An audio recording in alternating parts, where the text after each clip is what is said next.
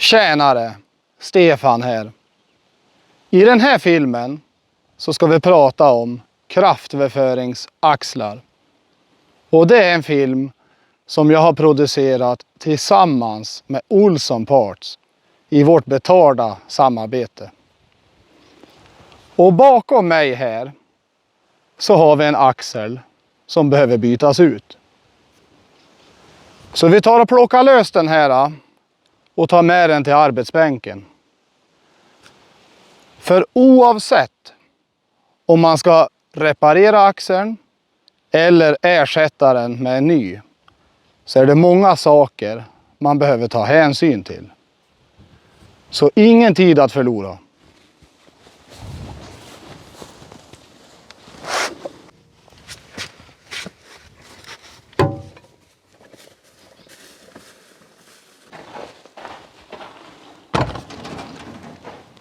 Med axeln på bänken så tänker jag med följande upplägg. Vi börjar att titta på varför en axel havererar. Sedan så kollar vi på de olika delarna och hur man mäter upp dem. För att därefter plocka fram en ny axel och anpassa till ekipaget här ute. Och därefter så ska vi kolla närmare på service och underhåll. För att slutligen montera axeln och provköra den. Ja, varför inträffar då ibland det här olyckliga att en kraftöverföringsaxel havererar? Ja, till att börja med så behöver man ju rätt axel för rätt ändamål. Och det kommer vi till lite längre fram.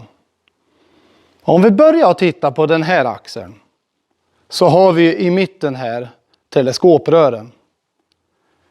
En axel behöver ju ha möjlighet att teleskopera, det vill säga ändra längd under arbetets gång. Och tittar vi här så går det ganska trögt. Och nu är det här opåverkat läge. Under drift, när man har vridmoment i axeln, innebär ju det att då går det mycket trögare.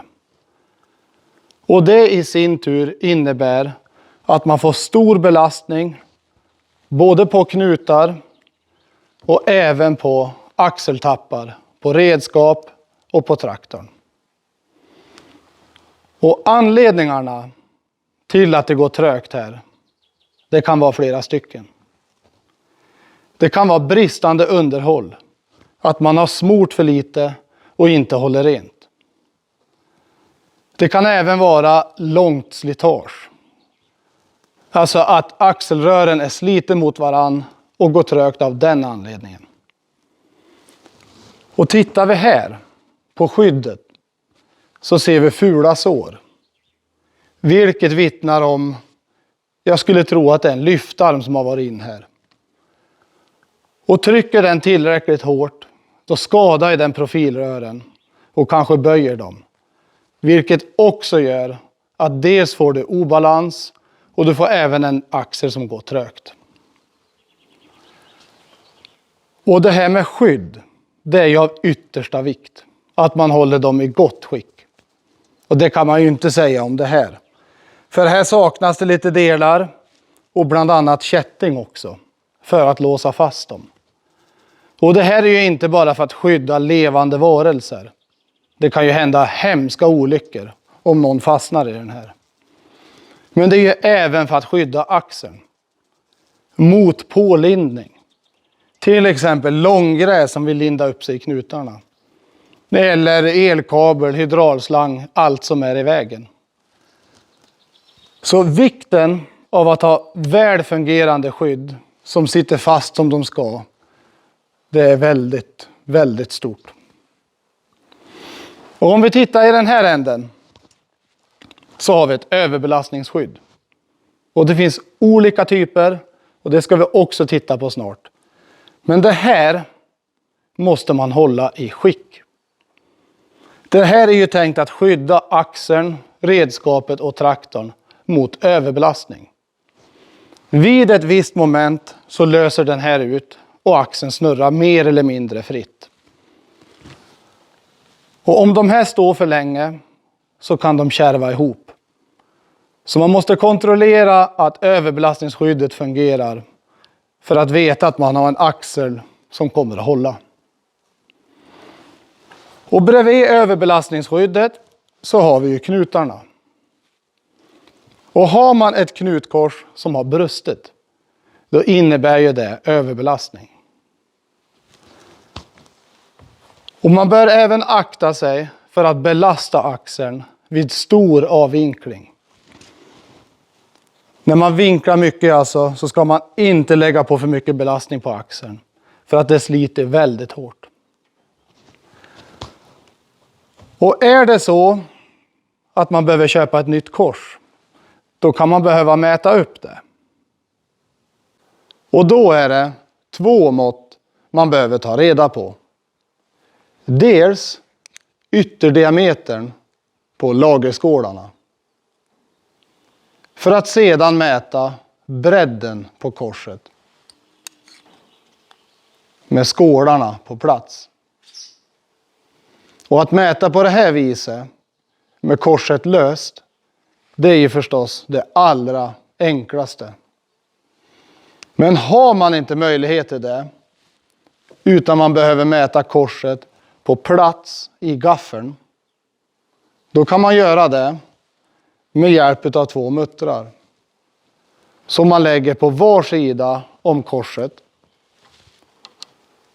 För att sedan med hjälp av skjutmåttet ta ett första mått. Och efter det då mäter man höjden på muttrarna. Och så tar man bort det ifrån det första måttet. Och där har du bredden på korset. Och sedan mäter man ytterdiametern på skålarna. Och när du har mätt upp dina kors så bör du noggrant kontrollera skicket på gafflarna. Raka gafflar är av yttersta vikt. Och det är ju då allt annat än man kan säga om den här. Och om man mot förmodan lyckas montera ett nytt knutkors i den här gaffeln, då kommer det inte att fungera under någon längre tid. Nej, raka gafflar och gafflar som inte glappar mellan axelrör och gaffel. Och man bör även kontrollera de bearbetade hålen. Så att man inte riskerar att lagerskålarna börjar glappa där i.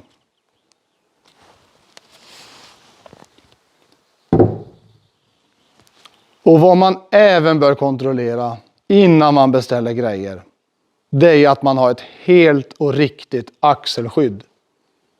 För vikten av ett fungerande skydd, det är väldigt stor. Och när man ska beställa ett skydd, då mäter man på halsen här bredvid det svarvade spåret i gaffeln. Och då bör man mäta i bägge ändar. Både i redskapssida och traktorsidan. Och om man har en svarvad kulbana vid det här spåret. Det är ju då alltså äldre axlar som hade en lagring där. Då kan det vara lite svårt att få tag på skydd. Och är det så att det är svårt att få tag på skydd, då får man ju kanske överväga att köpa en ny axel. Och dit kommer vi alldeles strax. Men det jag vill poängtera nu, det är ju det att när man ska montera sina nya knutkors, då måste man vara försiktig. Man ska inte knacka eller slå, utan man ska pressa i lagerskålarna. Och det duger alldeles utmärkt med ett bänkskruvstycke. Och inne i skålarna här så ligger det nållager. Och om man är ovarsam så kan det hända att de ramlar ur plats och lägger sig i vägen. Och man får inte ihop det riktigt. Och för att undvika det så kan man se till att de sitter fast med hjälp av fett. Men man bör akta sig för att lägga i för mycket fett. För har man otur så kan tätningarna spricka då. Och känner man när man pressar i skålarna att det tar stopp, då bör man stanna upp och kolla vad som har hänt. Så man inte riskerar att förstöra det nya knutkorset.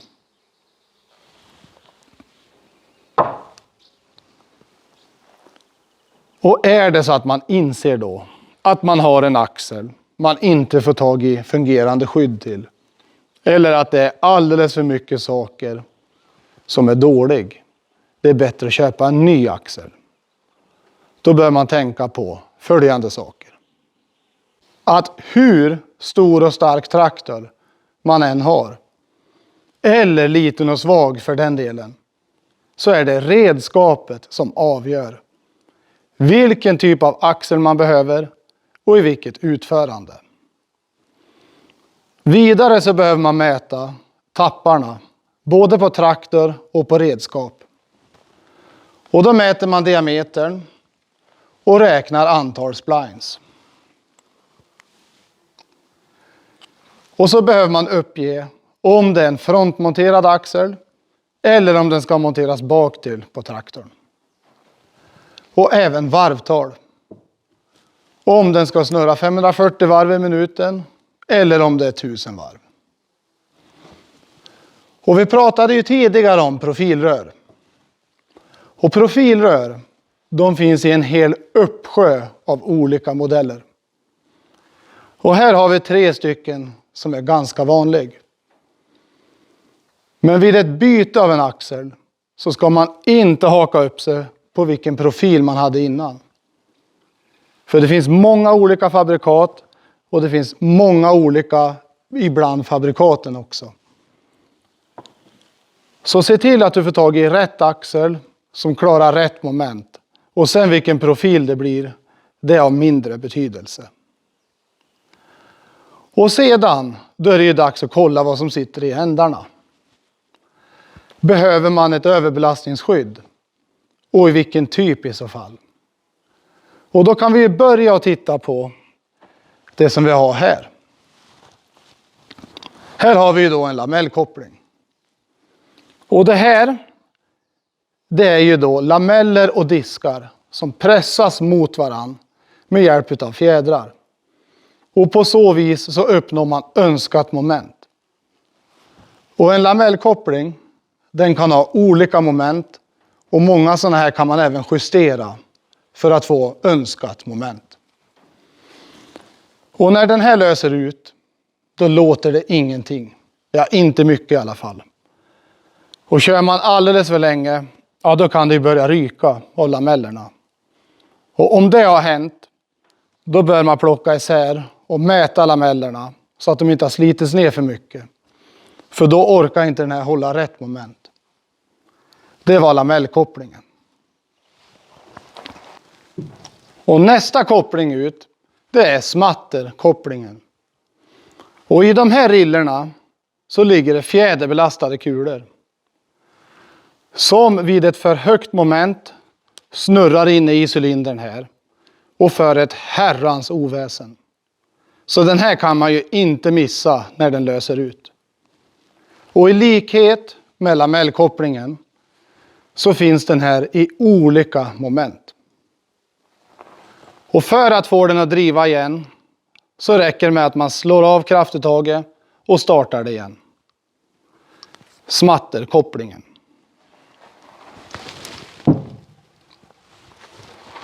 Sedan så har vi ju då den så kallade skärböltskopplingen. Och enkelt sagt så består den här av 2 delar. Vilka binds samman av den här skruven. Som många gånger kallas för brytpinne. Och vid ett för högt moment, då går skruven av. Och då blir de här delarna oberoende av varann. Och för att få den här att fungera igen så behöver man sätta en ny skruv. Och då ska man vara noggrann med att sätta dit en likadan skruv i samma kvalitet.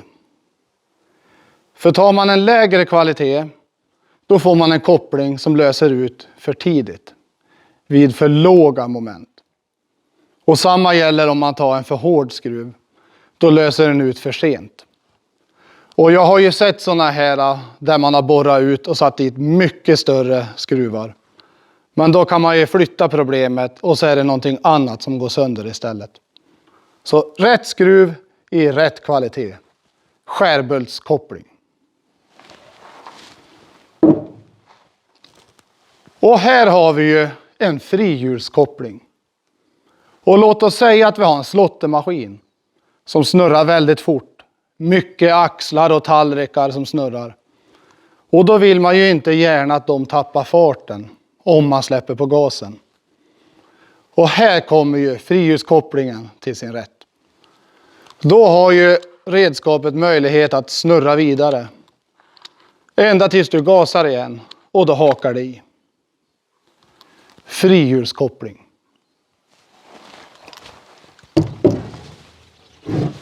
Och sist ut har vi automatkopplingen. Och den här, den är lika tung som den är bra. Och att den kallas för automatkoppling, det betyder ju att den sköter sig själv. Om den här löser ut, då räcker att du sänker varvtalet eller stänger av. Och när du startar igen sen, då har den kopplat på. Och anledning till att välja den här, det är att den bibehåller högre moment längre. Och den utvecklar inte lika mycket värme när den löser ut. Samt att den har en lång livslängd. Det var automatkopplingen. Och nu kommer vi till det här med vidvinkel. Och vad är då en vidvinkel? Jo, det är en knut som har dubbla knutkors. För att den ska klara av stor avvinkling. Och låt oss säga att man har en axel som man behöver vinkla mycket under drift. Där kommer ju då vidvinkeln till sin fulla rätt. Och den är även bra på så vis att man får en jämnare hastighet på axeln. Har man en enkel knut som man vinklar ganska mycket, då kan man få en ryckig gång i axeln. Men det slipper man med en vidvinkel. Och i vissa fall så är det ju nödvändigt med vidvinkel i båda ändar. Och nu hoppas jag att ni känner att ni har tillräckligt med kött på benen för att beställa en axel. Och känner man inte det, eller att man har ytterligare frågor, då finns det en väldigt kunnig och trevlig kundtjänst på Olsson Parts. Dit man kan ringa och få hjälp med frågor och göra en beställning. Och det är precis vad jag gjorde. Jag ringde dit och fick hjälp att göra en beställning. Och den har nu kommit hem och nu ska vi packa upp den.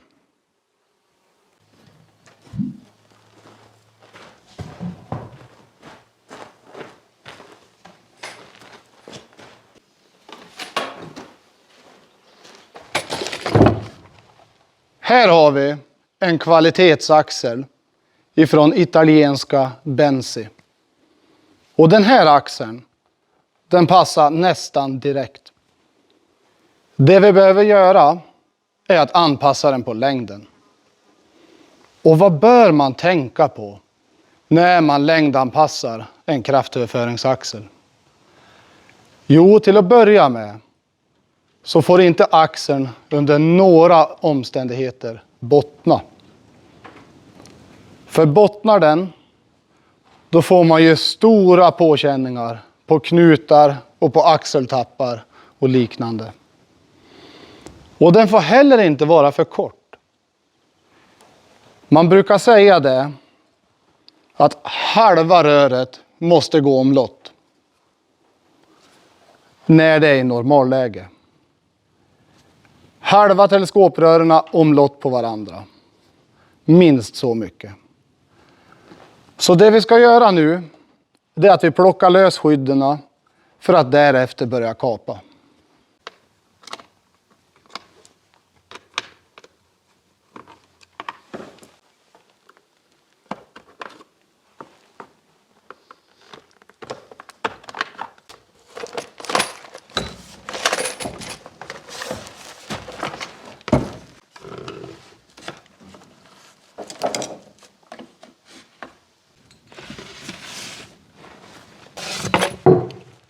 Så, med skyddsrören borta så är det dags för kapning. Och när man har köpt en färdig axel så här, då gäller följande. Profilrör och skyddsrör kapas lika mycket. De är redan anpassade mot varandra. Smidigt, va?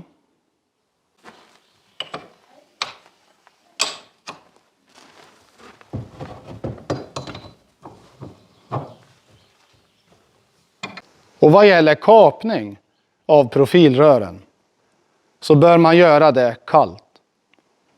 Särskilt vad gäller de axlar som har en beläggning för att rören ska löpa lätt mot varann. Skär man då av med till exempel en vinkelslip, då skadar man beläggningen genom värmen som bildas. Så kapa rören kallt. Och glöm inte heller att skydda dig själv vid kapning.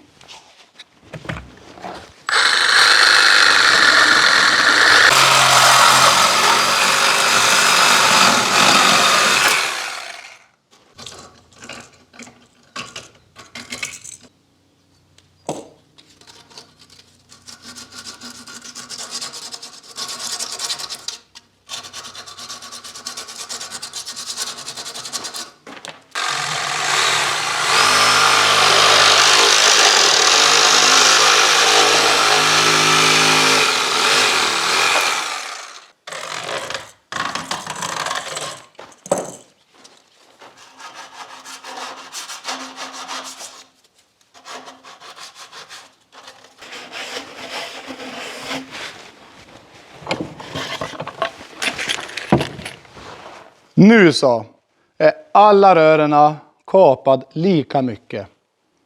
Och jag har även gradat av dem. För det är mycket viktigt.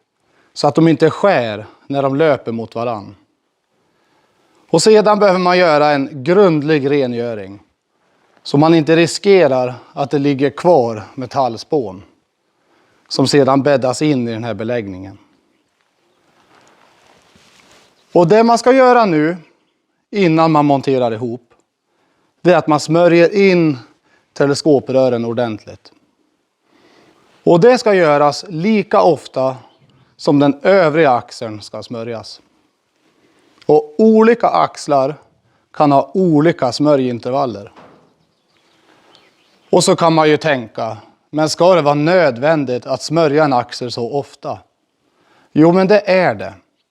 För att centrifugalkraften gör att fettet slungas bort.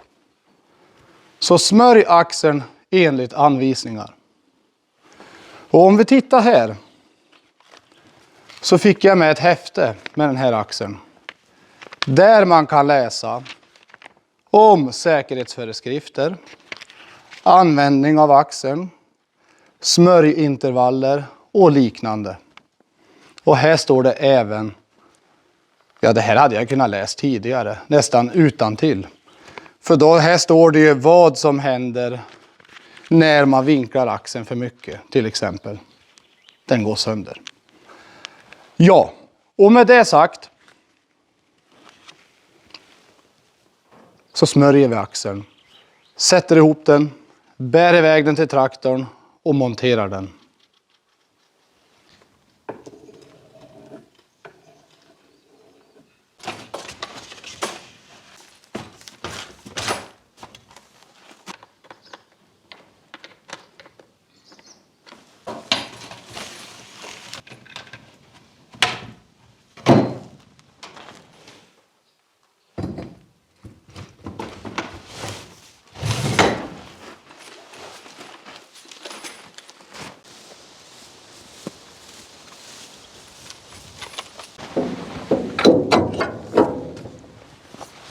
Vad bör man då tänka på vid monteringen? Jo, bägge axeltapparna smörjes in med fett. Och har man ett överbelastningsskydd, då monterar man det på redskapssidan. Och skyddet, det måste ju vara heltäckande. Och redskapets skydd ska gå omlott med axelns skydd.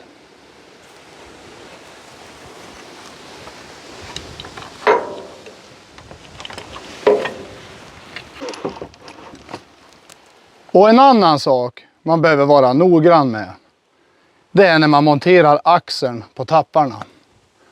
Så att man verkligen ser till att låsningarna låser. Så. Och det sista att göra, det är att se till att alla kedjor till skyddet fästes ordentligt.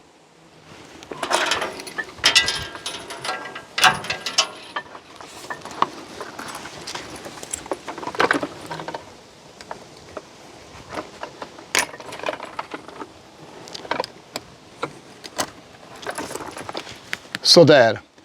Dags för provkörning.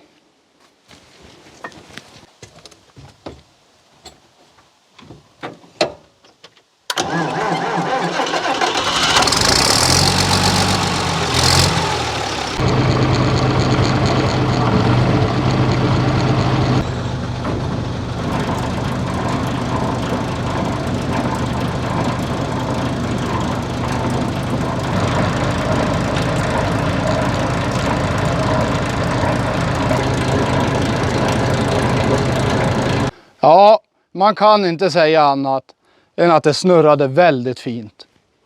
Jag känner mig mycket nöjd med mitt nya montage. Och den här axeln kommer jag ha glädje av i många år framöver. Det är bara det att jag kommer behöva ringa ett till samtal till Olsson. För att nu ser ju traktorn väldigt vissen ut jämfört med den här fina axeln. Så jag tror jag kommer ringa och beställa lite färg. Men det tar vi längre fram. Jag önskar dig all lycka till med din nya kraftöverföringsaxel. Eller att reparera din gamla för den delen. Och det här var allt för den här gången. Vi ses i nästa film. Tack för att ni tittade och hej då!